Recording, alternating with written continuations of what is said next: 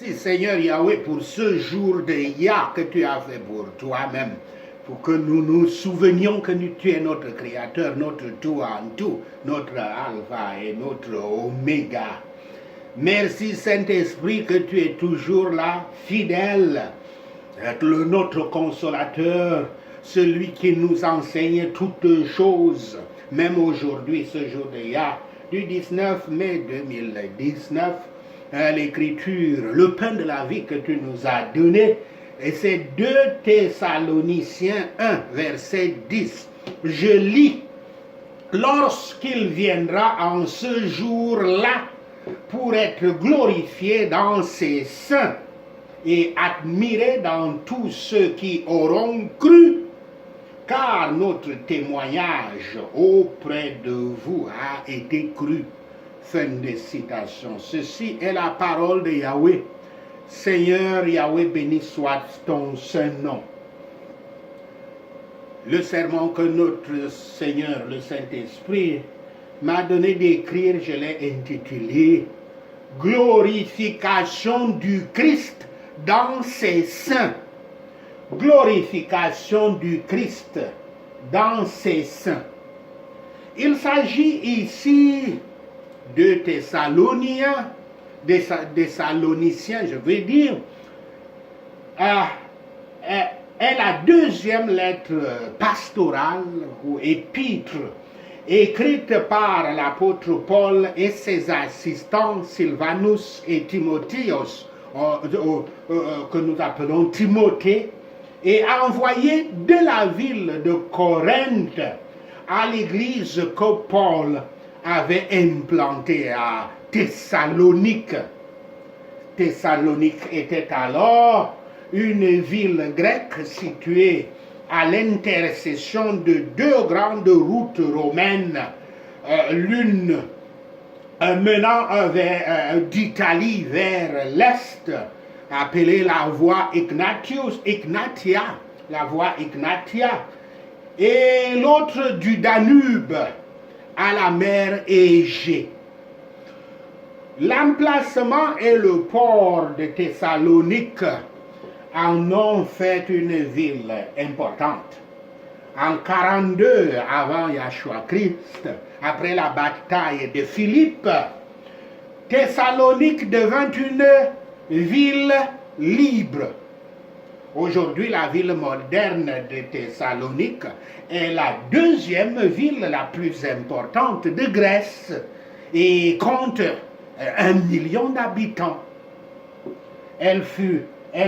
Cette lettre dont cette épître fut écrite quelques mois après la première, qui est un Thessalonicien, qui avait incité certaines personnes à mal comprendre Paul et à être certaines que Yahshua allait arriver très bientôt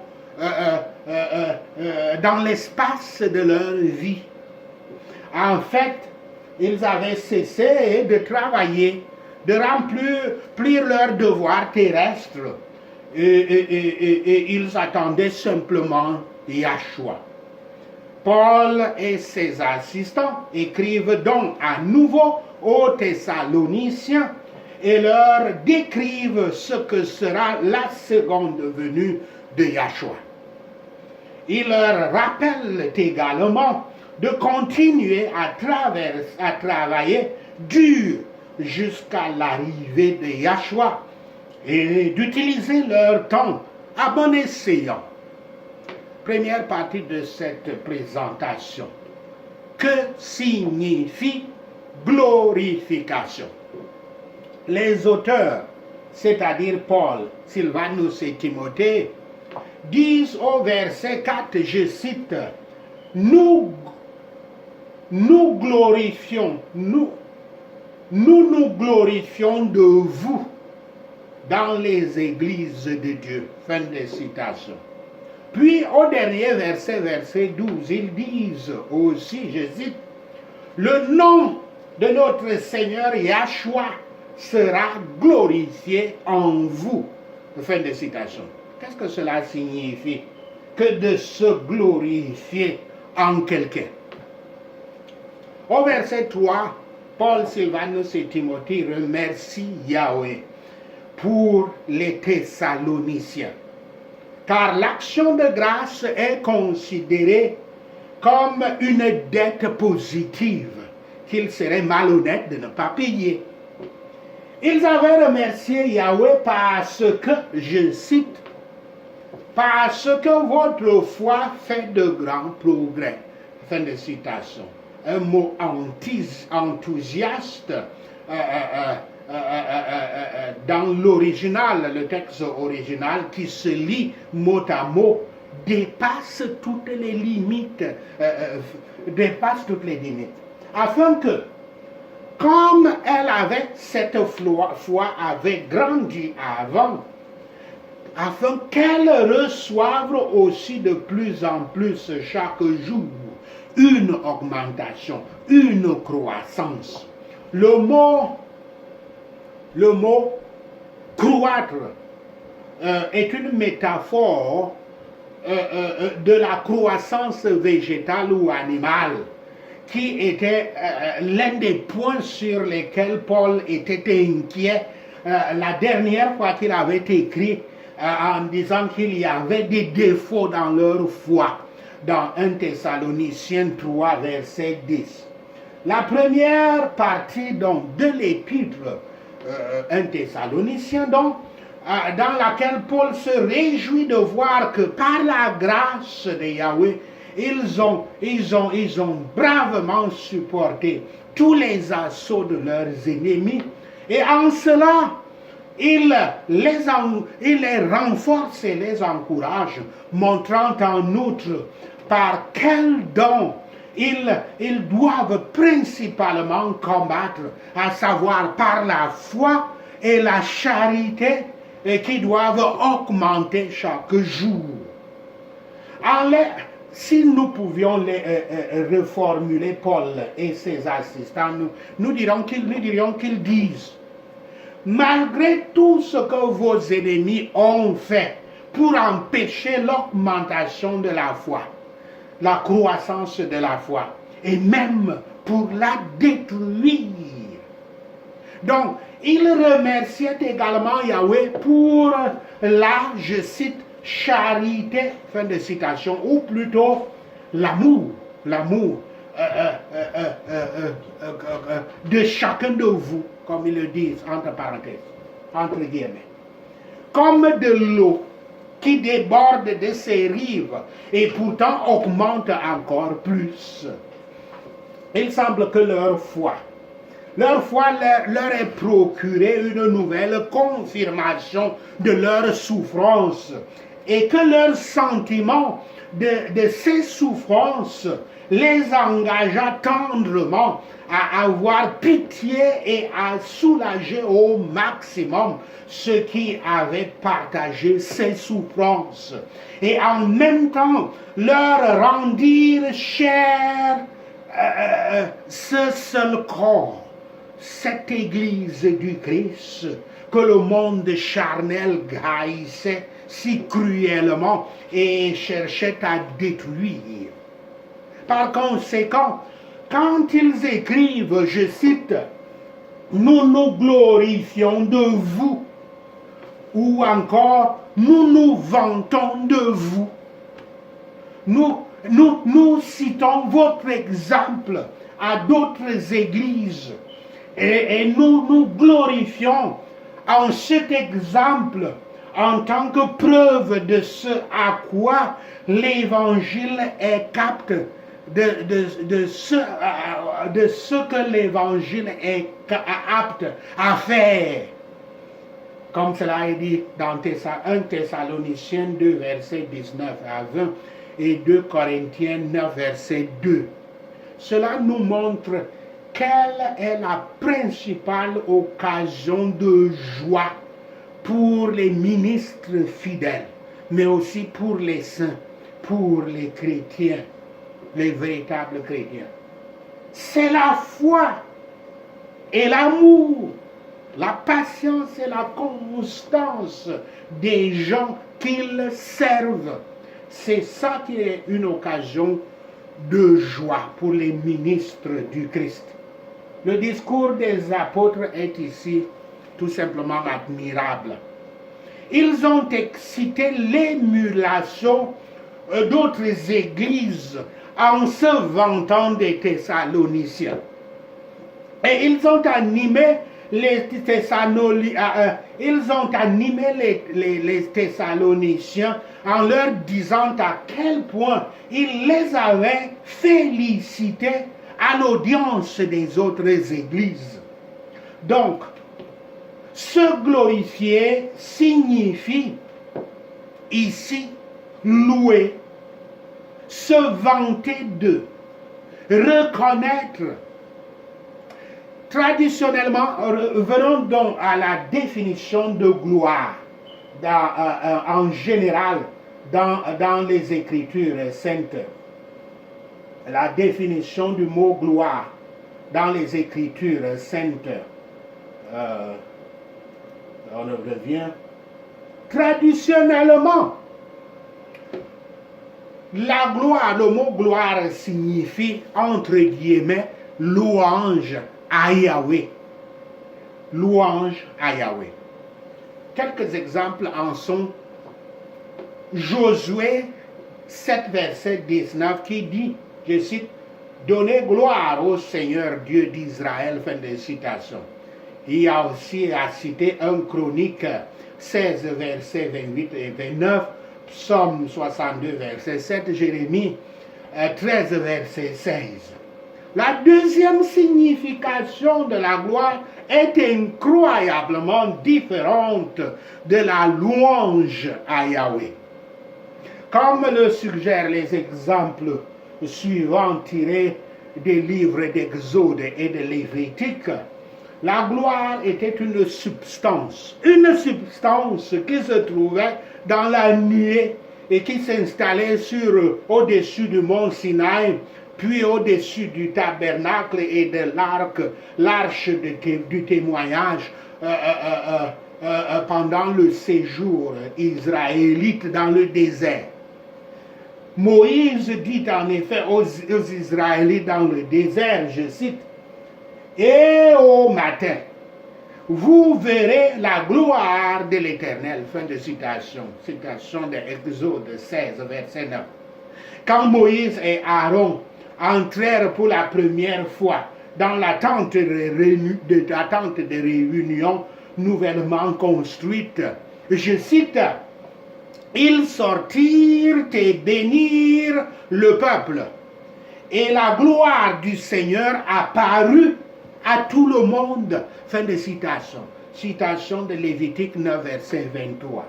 L'utilisation la plus significative des idées de gloire et de majesté est leur application à Yahweh. À cet égard, il est parfois indiqué que la gloire de Yahweh est la gloire de Yahweh est la manifestation de la manifestation extérieure de son être. La gloire de Yahweh est quelque chose qui apparaît, comme dans Exode 16, verset 10 et les versets que j'ai cités. Et c'est quelque chose qui est révélé, comme dans Ésaïe 40, verset 5. C'est quelque chose qui peut être vu, comme dans Nombre 14, verset 22. Le même enseignement est impliqué. Il y a implication du même enseignement dans Jean 17, verset 5. Lorsque le Christ se réfère à la gloire qu'il avait avec le Père Yahweh avant que le monde soit.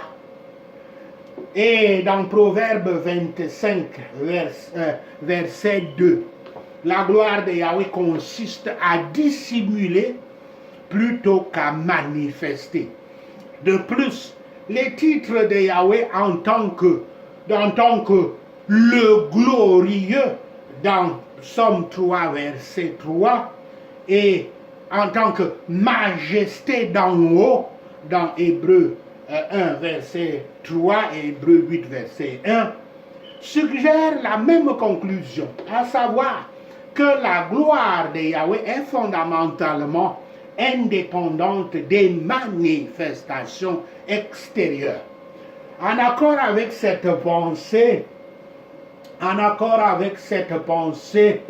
il est dit que la gloire est attachée au règne royal de Yahweh, dans Somme 145, versets 11 et 12, et à sa présence, dans Somme 96, verset 6, et à son vêtement dans Job 40, verset 10, Somme 93, verset 1 et 104, verset 1, et aussi au-dessus des cieux, dans Somme 8, verset 1, 113, verset 4, 148, verset 3. En plus de faire référence à la gloire véritable de Yahweh, les mots font parfois référence à la reconnaissance de sa gloire. Ceci est bien sûr vrai chaque fois que nous lisons donner gloire à Yahweh ou le glorifier. Nous n'ajoutons pas à sa gloire, évidemment. Nous ne faisons que la reconnaître et en témoigner de cette gloire. Dans un certain nombre de passages, il est difficile de savoir si la gloire de Yahweh fait référence à sa gloire véritable ou à sa reconnaissance, à la gloire à la reconnaissance de sa gloire par l'homme. Ceci est vrai, par exemple, lorsque les Écritures parlent de la terre remplie de la gloire du Seigneur dans Ésaïe 6, verset 3. Ici donc, l'apôtre Paul et ses assistants appliquent également le verbe glorifier au sein les vrais chrétiens des Thessaloniques pour les louer, se vanter de les connaître, comme nous le faisons pour notre Dieu Yahweh. Deuxième partie de cette présentation, qui sont les saints du Christ? Qui sont les saints du Christ? Les saints en Christ. L'apôtre Paul et ses assistants disent au verset 5, à cause de leur foi, de leur charité et de leur endurance sans cesse croissante, car le fait qu'ils furent ainsi persécutés était la preuve qu'il y aurait un jugement futur, quand les justes persécutés seraient récompensés et les méchants qui les persécutaient seraient punis. Et à la suite de leur affliction, afin qu'ils soient dignes du royaume de Yahweh. Cela ne signifie pas que les chrétiens mériteront le royaume des cieux de par leur souffrance, mais qu'ils pourront montrer qu'ils ont un tel caractère qu'il existe une aptitude ou une convenance leur permettant d'y être admis. Par leur patience et leur résignation, leur impossibilité à vivre dans le monde et leur vie sainte, ils peuvent prouver qu'ils ne sont pas disqualifiés pour entrer dans ce royaume où les rachetés doivent habiter. Aucun vrai chrétien ne sentira jamais qu'il est digne par lui-même ou qu'il prétend avoir la vie éternelle. Mais il peut avoir la preuve qu'il possède les caractéristiques par lesquelles Yahweh a promis le salut et qu'il est donc apte à demeurer au ciel. Les souffrances que les Thessaloniciens ont à présent endurées sont dues au fait qu'ils étaient des héritiers déclarés du royaume de Dieu. C'est-à-dire qu'ils avaient été persécutés parce qu'ils étaient chrétiens, comme cela est dit dans 1 Thessaloniciens 2, verset 14. Paul montre la source de tout véritable réconfort, à savoir dans les afflictions que nous subissons de la part des méchants pour notre justice, pour notre droiture. Nous pouvons voir comme dans un miroir le témoignage de ce jugement à venir, dont la fin nous est plus acceptable et plus sévère pour ses ennemis, les ennemis de Yahweh. Une preuve, Yahweh est juste et par conséquent il punira les injustes comme il le mérite et éliminera les misères de son peuple.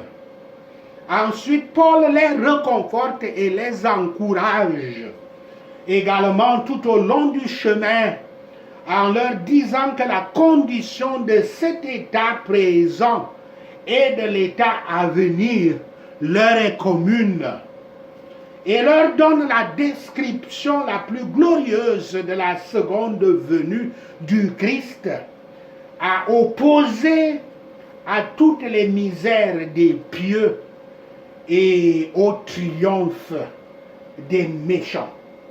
Car il n'y a pas de connaissance de Yahweh pour le salut sans l'évangile du Christ. La destruction, le mot destruction qui apparaît au verset 9. La destruction ou punition du pécheur, c'est que son âme est détruite quant aux grands objectifs de son être, qui sont sa jouissance, sa dignité, son honneur, sa sainteté, son bonheur. Elle ne sera pas, l'âme ne sera pas annihilée, mais vivra et s'éternisera dans la destruction. Les pécheurs seront punis de, je cite, destruction éternelle par la présence de Yahweh et par la gloire de sa puissance. Fin de citation, citant le verset 9. Et ils ne pourront pas supporter la manifestation de la présence de Yahweh, et ici de Yahshua, le Christ. Ils ne pourront pas supporter la manifestation de sa présence, de sa puissance et de sa majesté quand il apparaîtra. Mais quand ils seront chassés par elle vers les ténèbres extérieures. Alors l'écriture de ce jour de Yah dit, je cite, « Lorsqu'il viendra pour être glorifié dans ses saints », fin de citation, cela exprime de différentes manières la venue du Christ vers les saints et vers les croyants. Pas dans un feu ardent pour les détruire, comme au verset précédent, verset 9, mais pour être glorifiés et admis, pour que le Christ soit glorifié et admiré en eux. Paul ne dit pas être glorifié par eux, par leur adoration et leur louange de lui, mais dans eux.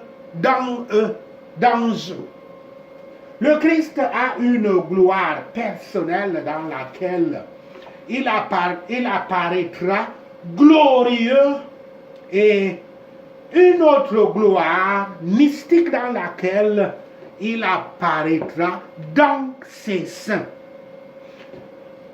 La tête sera glorifiée dans les membres, comme ils seront glorifiés dans et de la tête. Comme le soleil a un éclat et une gloire dans la lune et les étoiles, à côté de ce qu'il a dans son propre cœur, dans son propre corps, le corps du soleil. Par exemple, comme cela est dit dans Colossiens 3, verset 4, qui dit, lorsque le Christ, qui est notre vie, apparaîtra, nous apparaîtrons aussi avec lui dans la gloire. Fin de citation. La gloire de Yahweh, la gloire que Yahweh a donnée à son Fils, il l'a donnée à ses saints. C'est ce que cela veut dire et qui est confirmé dans Jean 17, verset 22. Comme il est dit que Yahweh s'est glorifié en Israël dans Ésaïe 44, verset 3. Les saints sont donc ceux qui sont mis à part, ceux qui sont réservés pour la sainteté et le bonheur par Dieu le Père.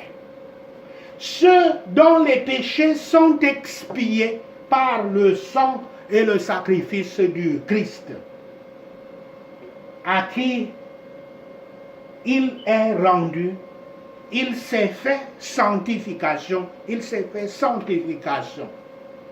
et qui sont sanctifiés par le Saint-Esprit et la grâce de Yahweh, et en qui le Christ a un intérêt particulier, par le don de son Père, son propre rachat et le pouvoir de sa grâce. C'est cela les saints.